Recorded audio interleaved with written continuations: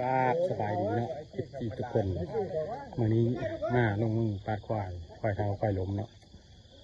ปาดกันไปปาดเดี๋ยวใกล้คือเมืองเดี๋ยวคือหน้านี่แหละมันลุกบ่ได้แล้วควายตัวนั้นในการติดตายทิ้งกระตายกระลาเอาไปปาดเอามาเฮ็ดซีนคู่ไปเบิ่งนำกันเลยเนาะย่างอันนั้นทั่วเจียวบ่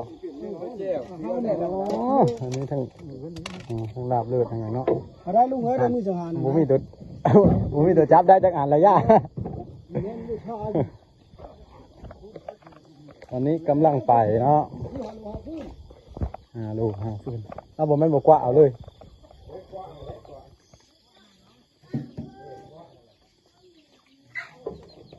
อะไรนี่ก็ถือไปเลยก็ถือไป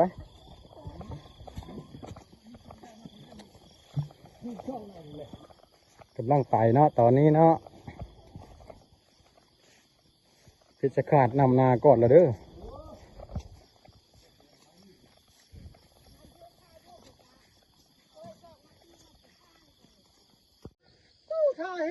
เราทำอะไรมาฮอดแล้วตอนนี้นะใช้น้ำควายเนาะควายอยู่ลุมมันลูกไรเนาะปวดแล้วควายเท้าทำไงล่ะเลยจะลูกเลยปะเลยสี่ลูกนึงหรอ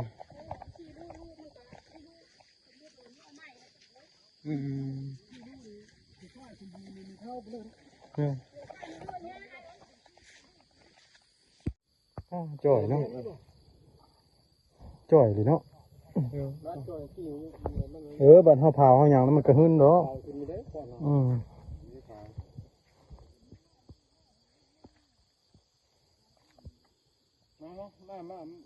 มาจับเขานะเฮ้ยเอานี่เลยบ่ผัดไม้ผัดโต๊ะชีวิตบ่นี่จะตู้เอาได้ยังไงเลยนะมันก็มีได้แล้วนะจ๊ะดิผัดไม้ตอนยาวเลือดเลยตอนนี้นะครับน่ะอยู่ใกล้น้ำนะมอเจาะพอดีเลยมาแล้วก็เอาจะนี่พร้อมผมพูดถึงหน้าโอ้ทางหลังยังพากับรูมาอยู่เนาะมากกับแต่ละคนมาต้องมาปัดมันเอาวงนี้เลยเนาะมีได้ย้ายเลยหรอวะมันย้ายไม่ได้เลยเอาเลยตอนนี้ปัดแล้วนะเอาเลือดแล้วเนาะมีแต่ตัดพุดตัดยังมา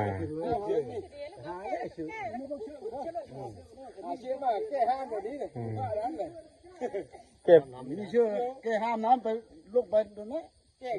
เชื่อห้ามโอ้ลายได้ป่าหนองไม่ได้ถ้าป่าปล่อยป่าเลี้ยงเนี่ยเขามันแห้งไม่ได้แห้งเม็ดได้สะลายได้หนองไม่ได้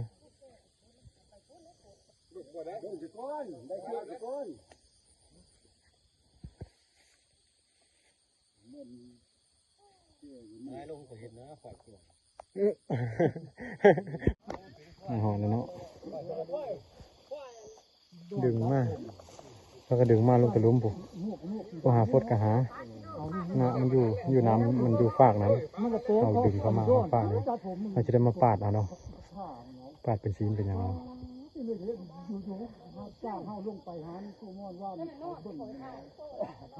ตอนนี้นะทุกคนเดินห้องสิบุตรชายเห็นตอนเป็น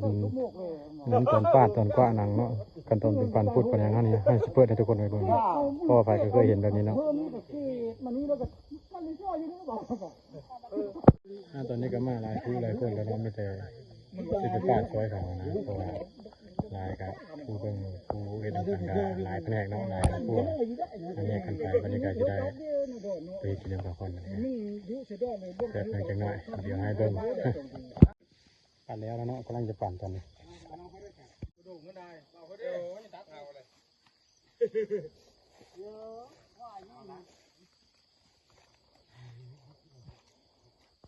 เอาเลยเยอะนะ12 คน 13 คนเนาะปั่นพูดอยู่ขาตัดอยู่บ่ตัดในห้องฉันเอาเฉพาะปั่นห้องเราเนี่ยคุณพอใจเฮ้ยตัดเนี่ยหรือเปล่าเล่าบอกเอาไปกันได้ชื่อห้องก็ยากนั่นเลยจังแยกเขาเห็นมั้ยเนาะนะชื่อเรื่องแยกเขาพูดเอาไหมเฮ้ยเดี๋ยวไปเรื่องมีปั่นมีเอากับบ้าฮันเวลาเขายังเก็บเอาเม็ดอ่ะ เก็บเอาผ้ามันเด้อแปะใส่ได้ ธรรมดาแพ้ใช่ไหม คะแนนเป๊ะจะพูดนั้นคะแนนเป๊ะละค่า แพ้ข้าให้จบ มันเลิกก็ได้เนาะมันเลิกฝันมึง เปล่าไม่ดูนะเปล่าชอบเอาแล้วมามูเอาพูดนั่นเลยเมื่อน้ำลังว่ารถไถอยู่นี่ไหนที่ไหนนะอยู่รถไถวันของมึงเอาน่ะเอาได้ก็ให้ไปเอาแล้วแจ้งแล้ว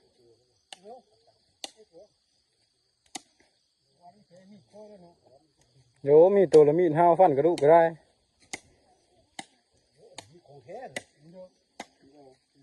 ตัดอยู่แล้วแหละเจ้าพระเจ้าข่าวนี่ก็คนมากที่นักมวยกันเรื่องดีตัดเหลือแต่หึงแล้วจะก่อยต่อเรื่องเลยไม้เนี่ยมาฟาดเลยไม่ชื่อค่ะว่าเฮ้ยไม้มีได้นะพ่อนางพ่อที่นี่เคมีมีอะไร มันเทพอ นั่นอย่างไม้มาฟาดแล้วก็หาเอา โบสะนี่ก็เถอะ เลยโอ้มันบอกหนังไหนเดี๋ยวให้จับมือเลยเราจะเอามือเลยโอ้แล้วพับ หนังมันเนี่ยสบายเนาะเฮ็ดหนังเข้มนะ เอามือยิบตาแทบกระดูกเนี่ยเขาพับเป็นยู่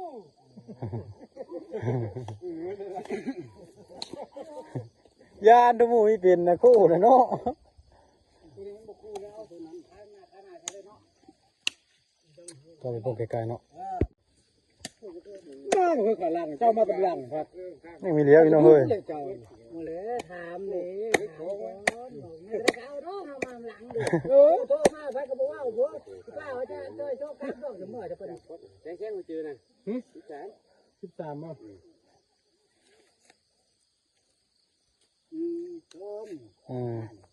หัวใจสี่ห้อง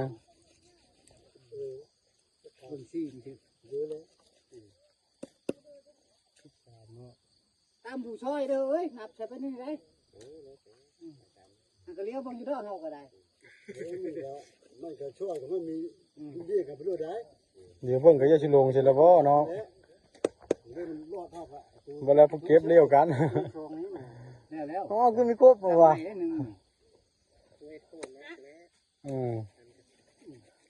ช่วยก่อนนะถึงนี้ไป ตัว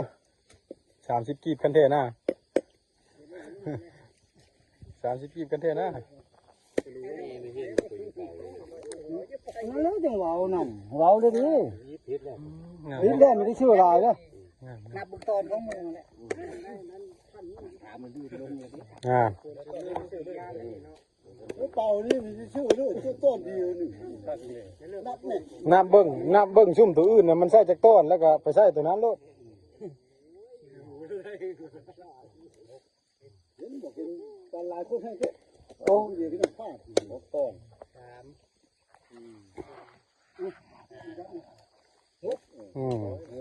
มันได้สิมัน เอ้าเบิดแล้วยังเท่าตัวนั้นเลย เพิ่งบัดนี้ ยังเขาเครื่องท้อง ยังท้องต้นท้องต้นแต่ก็รู้เดี๋ยวบางตัวได้ไม่หน่อย ปาดย่างมันหัวใจเนาะ เขานับหน่อย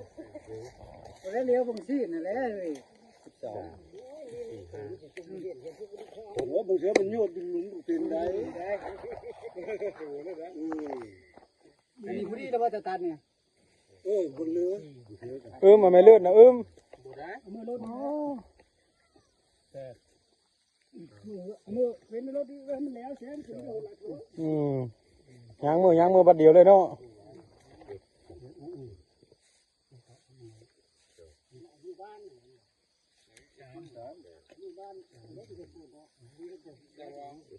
ดีเด้ช่วยน้อง มันเหลือเปล่า ไม่ได้ถือดิ เอาเลยนะ เรือบนเรือแล้วบนนั้นเลย มันหนึ่งเขาค่อยก็ได้ทุกวันนี้ก็ยาก ลายเนี่ยเอาดิเนาะเพชรขาดเนาะมันเหลือเลยค่อยก็ได้ ลายปัญหาเต็มคู่เลย โอ้พอแล้วนี่ก็ จะกล้ามันอยู่แล้ว เต็มคู่แล้ว เต็มบ้าไปถุงไอ้ชู้ช้ำ ให้มันโทรได้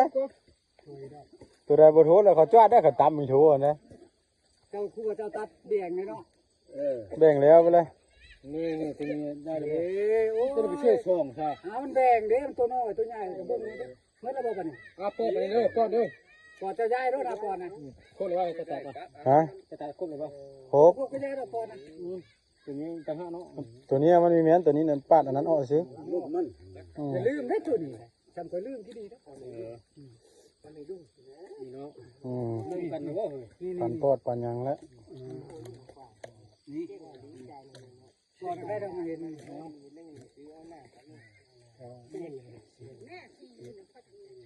ผมไม่ให้ตัวนี้คู่ เจ้าเรื่องเชื่อดูบ่ ตัวนี้ โอ้โหโน่โน่ ตัวนั้นตัวนั้นนี่ลลำไม่เนาะลำไม่เนาะ จะทำอะไรอย่างนี้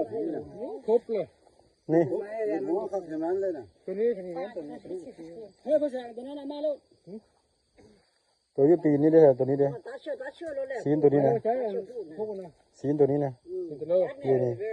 มันเลยสีมันยี่ปุ่นยี่ปอดดีนะเฮ้ย มีหยังอะไรนะ สีปุ่นยี่ปอดนี่เนี่ยไม่เกี่ยวกันนะ ย้ายรถตัวต่อ เลื่อนไม่เนาะ ได้มาแล้ว ฟาดเอง ปาดแต่แม่มีแต่ พ่อแล้วพ่อเขาทำงานพ่อมีสามสี่ ฝ่ายนี้เปลี่ยนเท่าสิเท่าปีเท่าโคตรดิตัวนี้เลย เจ้าเป็น เดินว่างสีเดียวนี้เช่นนี้ เป็นลูกพ่อสี่ห้าลูกเท่าไหร่นะพ่อ มองหูมันเกิดวันเดียวอยู่จะเลี้ยงมันแปดเก้าลูกแล้วมันก็ได้ชี้ คอยเขาลูก ว่าเกิดวันเดียวนะ เป็นติดที่ เยอะมาอยู่น้ำด้านนั้นเจ็ดปีนี้แล้วได้จะดีมัน แปด น้อยก็ได้ป่า มันมุดตัวนี้เหรอยังเขาได้มีครูยิงยันครูยิงมีครูยาปอดมันเลย เอาสู้เลยแล้วดีกว่าพ่อ ได้ไม่ได้ ใช้เทมได้ห้อยนะรับปัด ฮานาถือหน่อยนะครับ ชี้ปีนี้ นี่มันเป็นปันนี่ฮานาเอาตัวเอาหันเลยเอาเนี่ยเขาลืมชื่อแล้ว นี่ได้จะเอาแล้วบ่เนี่ย ยังเห็นทำไมชื่อแล้วเขาก็เอารู้แล้วตรงนั้นเองว่าจะได้ต้นกับเรา อืม ผู้เจ้านั่น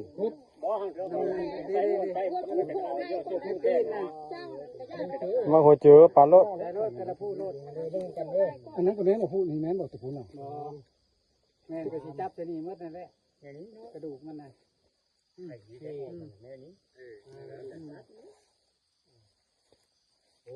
พอได้ปัดเจอครูทุกออกนะพอได้บอกหอบนะลูกตัวเล่นเด้อนะเล่นเด้อนะเล่นเด้อนะนี่มันก็ล้างเอานี่ก็คักนี่ไง จับมาหมดนั่นน่ะผูกตัวน่ะหมดไปน้ำเนี่ยเนี่ยโช เอาล้างไปเยอะนะเอาสองขอยังก็เอาปัดเดียวด้วยเด็ดอะไรโอ้ใจมันไม่ปวดไม่ไหนเบื่อไหมครบได้สองเลย ลำไม้บัดนี้ตั้งกก บ้านลำใช่ชุดไปแล้วเลยเลยยังมาถอดเลยมันจะกว้างเป็นปันมันเป็นแต่ปัน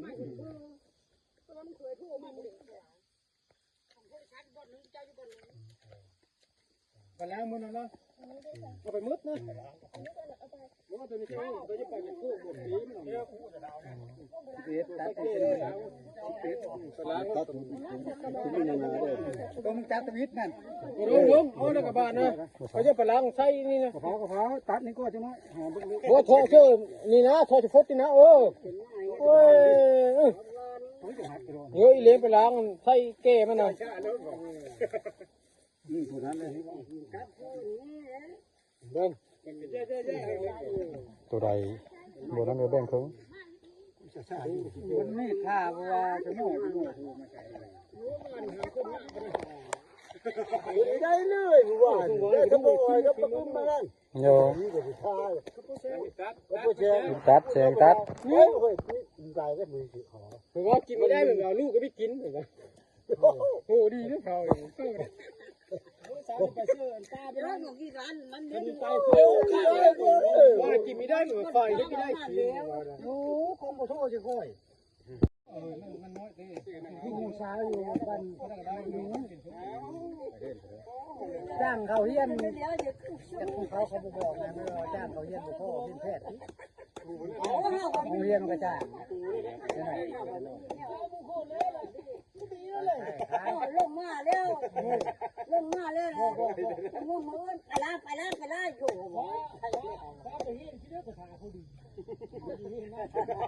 ใช่มันเป็นเรื่องมันไปเลิศไปเย็นก็ได้แล้วแหละอยู่บนหัวนี่คุณมาเอิ้นไหมจังไง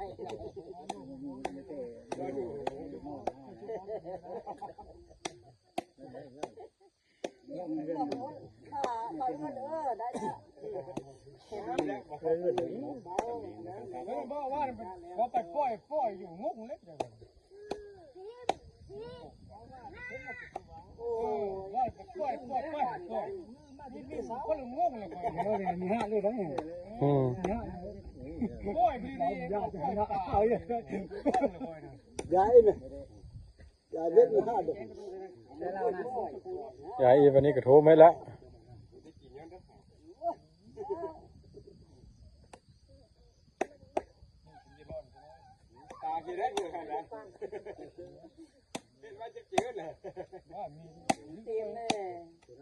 มีปลาโคโดยเฉพาะ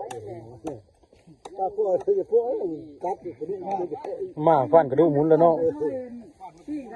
เรื่องปลาโคยาวบ่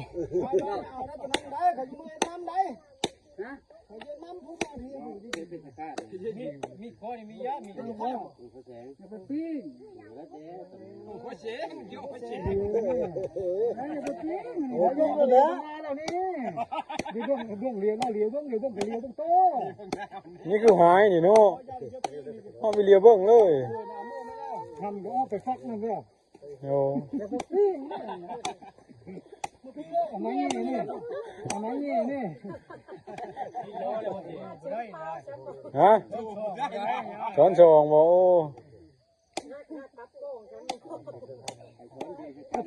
้ ไปเริ่มจะปัดชืดเลยปัดมันก็ปัดเขาสีชมพูตัวนั้นคือเก้านั่นก่อนเพชรนั่นเดียวเยอะไปมักแห้ง โอ้โหนี่เอานี่ไม่ได้แก้ชงเลยเนาะ ไปหมกแห้งเหรอ ชีวิตตัวนั้นคือเก้านั่นก่อนป้าเอานางก็ได้ไม่ป้าเป็นหน้าเป็นหลังเห็นเลยไม่ยากเลยมือคอมันไหนเจ้าได้เห็นนี่รู้ไหมใช่ก่อนแย่เลยมีคนมุดเลยนี่จับอยู่เพื่อได้กิน ยายยังบ่ได้แล้วตอนนี้เนาะกำลังเริ่มแล้วรอบสุดท้าย ใช่พันเดียวพอเสียงพูดยิ่งกว่าบาทตัวนี้นะเลยเอาแล้วนะตัวมาปล่อยแล้วเลยโอ้ให้มันเฮ็ดมันคนเชี่ยวชาญเด้กระเทินอย่ามันไงตัวนั้นที่ไปใช้ได้ก็เอาตัวนี้ผมเพิ่นโอ้จับได้ดูจับได้ตาเนี่ย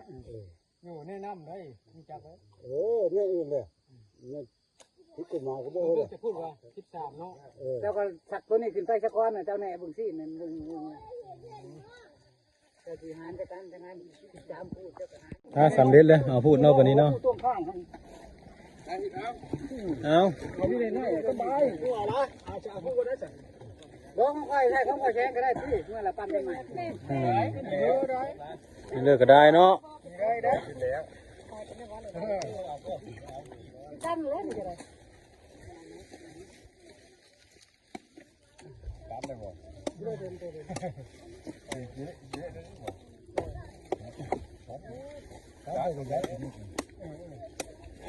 ก็ได้ตัดเครื่องกุคนเลย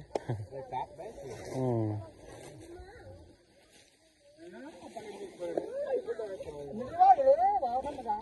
ได้ตาถึงก็ก็ไม่ก็เคยยินลาได้ผู้เสียงคนนี้คนนี้คนเสียคือเจ้าอาจารย์คนเลยดูก็ตะกุยยากคน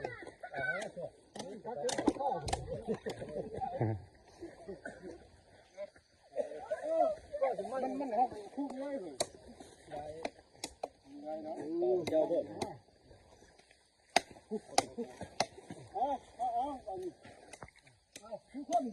ครบเนาะเอาไปเอามันเลย วันนี้ก็แล้วเนาะเราจะได้กลับบ้านกลับช่องอะไรได้ชิ้นเดียวนะฝากจบคลิปเท่านี้พ่อแม่พี่น้องคลิปหน้ามาต่อกันใหม่บ๊ายบาย